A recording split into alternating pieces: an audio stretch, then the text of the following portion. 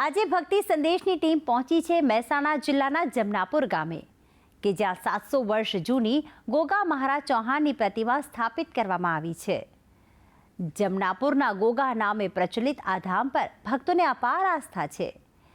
એક માન્યતા પ્રમાણે આશરે 700 વર્ષ પૂર્વે કાશીરામ મહારાજના તપથી પ્રસન્ન થઈને ગોગા મહારાજ ઘોડા પર પ્રગટ થયા હતા અને આ ધામ ગુજરાતનું સૌપ્રથમ ગોગા મહારાજના ધામ તરીકે પ્રસિદ્ધ થયું।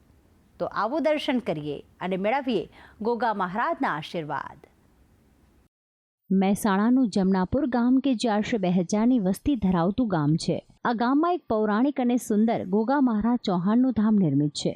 એક માન્યતા પ્રમાણે આશરે 700 વર્ષ પૂર્વે શ્રી કાશીરાજ મહારાજ કે જે કાશીથી જમનાપુર ગામે આવ્યા હતા અને કઠોર તપ દ્વારા તેમણે ગોગા મહારાજનું સ્મરણ કર્યું અને તેમની સામે ગોગા મહારાજ પોતાના ઘોડા સાથે પ્રગટ થયા હતા અને તે સમયથી ગોગા મહારાજ આ પવિત્ર ભૂમિ પર જ બિરાજિત થઈ ગયા હતા। આ પવિત્ર ભૂમિ પર ગોગા મહારાજની 700 વર્ષ જૂની મૂર્તિના દર્શન થાય છે તો સાથે નાગ દેવતા પણ પોતાના ભક્તોની સુરક્ષા કરતા હોય તે રીતે સાક્ષાત બિરાજિત છે।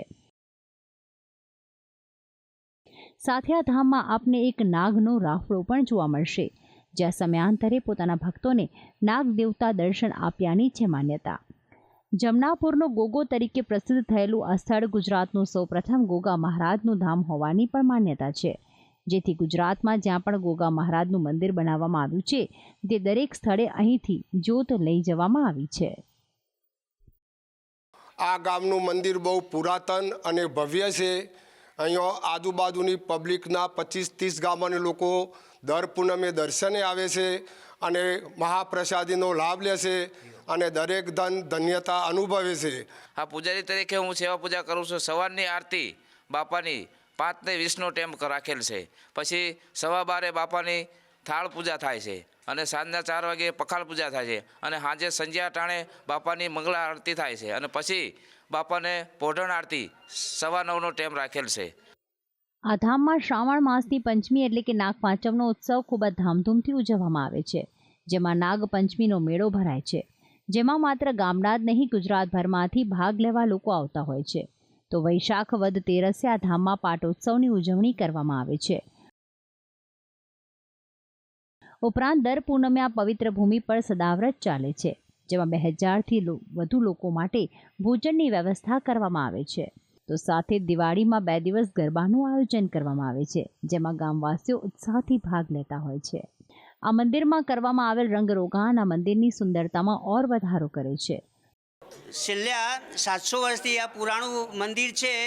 જેમ જેમ દિવસે દિવસે એની પ્રગતિ થાય છે। પ્રચારચારી ગોગા મહારાજ છે, એમના સાથે કાશીનાથ મહારાજ છે, એમના પણ પુરાણો ઇતિહાસ ચાલે છે।